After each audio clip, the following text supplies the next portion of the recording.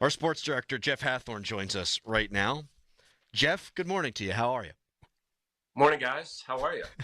We're slappy today. Yep. It's that time of year. Yes, yes, I have a yes. couple of pitchers and catchers related questions to get to in a little bit with you, Jeff. But before we get to Yeah. that, do you feel better, worse, or the same about the Steelers after watching Super Bowl 59? Well, excuse me. I feel better to watch a defensive team win the Super Bowl, but then I also don't feel good because the Steelers are nowhere near the Eagles. I mean, that's a ways to go. Defensive line, offensive line, running back, quarterback, wide receivers. Other than that, they're the same team. Jeff, can you squint and watch that game on Sunday, the Super Bowl, and see Justin Fields becoming possibly a version of Jalen Hurts? I mean, yes, the running part, absolutely. Could I see Tomlin allowing him to throw the ball downfield and take chances? Not until I see it. I mean, other than in third and longs and opportunities where you have to. I mean, I don't see him trusting Justin Fields on a fourth and short and throwing a one-on-one fade route. I don't see it, and maybe for good reason. But, I mean, I think as much as maybe their skill sets are the same, it's would he be given the same freedom that Kellen Moore gives Hurts? I don't think. And obviously he doesn't have the same type of receivers, at least not right now, that Philly's lucky enough to have. And even though Saquon didn't have a game, they worried so much about him that allowed him opportunities, and he made the plays. I think Justin can make those type of plays. That's why if you're going to take a chance on somebody, take a chance on a 26-year-old who's only a couple years older than these draft guys.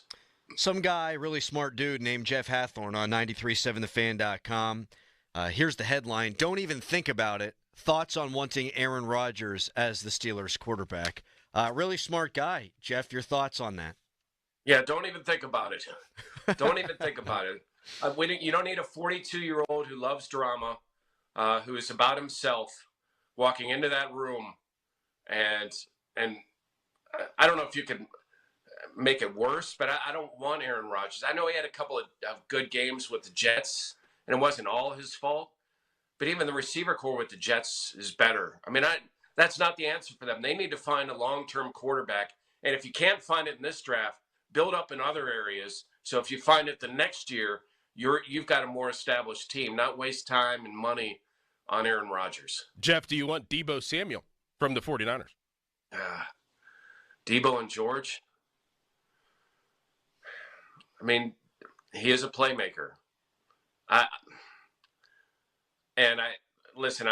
get the fact that you want players more so than you want necessarily potential attitudes. I mean, give me guys who can play more so than guys that are happy all the time.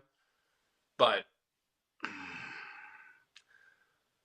yeah, that's a tough one for me because I don't know if they're Debo away and what is Debo? Excuse me, what does Debo give you? Yeah, on the surface, yes. I mean, you can tell I'm wrestling with this. On the surface, yes, because he improves the room. But all the other stuff, I don't know if I want that. Let your mind wander just for a second here. Jeff Hathhorn, our sports director, joining us here on the Fan Morning Show. Aaron Rodgers at quarterback, Deebo Samuel and George Pickens as wide receivers.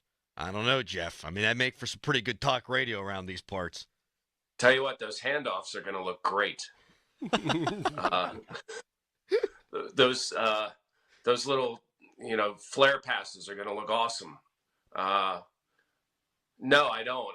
I don't think Aaron has the type. Listen, are you trying to win a playoff game and get into the playoffs and maybe magically win a game? Or are you trying to win a championship? Aaron Rodgers doesn't get you closer to a championship. It might make you feel about this year, but as an Aaron Rodgers-led team, even with a couple of additions to this roster, going to beat Baltimore, Cincinnati, Buffalo, Chargers, surging Denver team, Houston, and Kansas City in the playoffs. I'd rather build towards something than worry about trying some kind of quick fix for next year. Okay, then two-part question. One, does that mean even for you guys like Stafford you wouldn't be interested in? And then B, what do you do if Justin Fields says, I'm testing free agency, and then he's not a Pittsburgh Steeler? Yeah, that's a really good question. Kyle Allen as coordinator. No. I mean, obviously you got it. Then maybe you go then maybe you go in the draft. Maybe you try Trey Lance.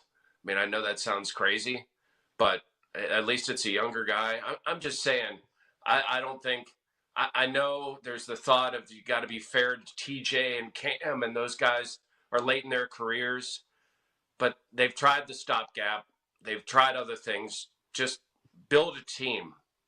And if that means you're getting younger players or signing guys to extensions or making trades for younger guys where you trade off an asset, that's what you need to do to win a championship.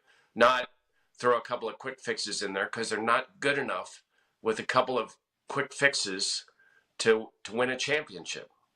Jeff, talking about quick fixes, Pitt basketball, Damian Dunn's probably out for the season. I mean, what's your temperature around this team right now? I mean, after these brutal losses that we saw in the last week.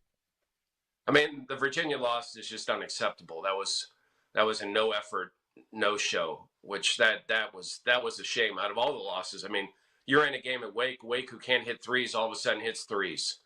You're in the game at Carolina, and you just don't make a play at the end. You don't get yourself a good shot at the end of that game. But you're right there. Obviously, it's a 1-point game. Now without Dunn, SMU is going to be a tough one.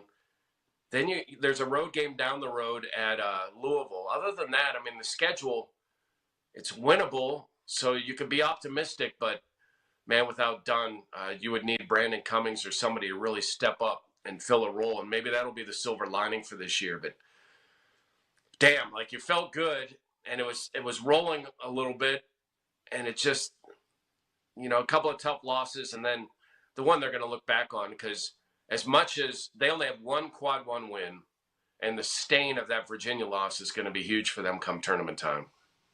Jeff, pitchers and catchers report tomorrow for the Bucks in Bradenton. What would the optimistic view be for this year? How they can get to playoff contention despite not adding a ton in the offseason? That their starting staff is top 5 in the league. I mean, top 5 in the league. And that some of these guys, as Sawinski comes back, O'Neal Cruz reaches his potential. Cabrian Hayes is that guy we saw for 2 months in 2023. That IKF helped, shore up the infield. That Spencer Horwitz at least provides some kind of pop and consistent play at first base. That Joey Bart is the same player that we saw last year. And he and Andy Rodriguez become this really good couple, platoon. And that David Bednar is back to David Bednar, and some of these reclamation projects are good. If all of that happens, then I feel good, but they've left themselves no margin because they haven't added anything. I mean, Tommy Pham and Adam Frazier aren't answers. They're veteran guys you can bring off the bench, or a guy you would start on a Sunday because you're resting your regular guy.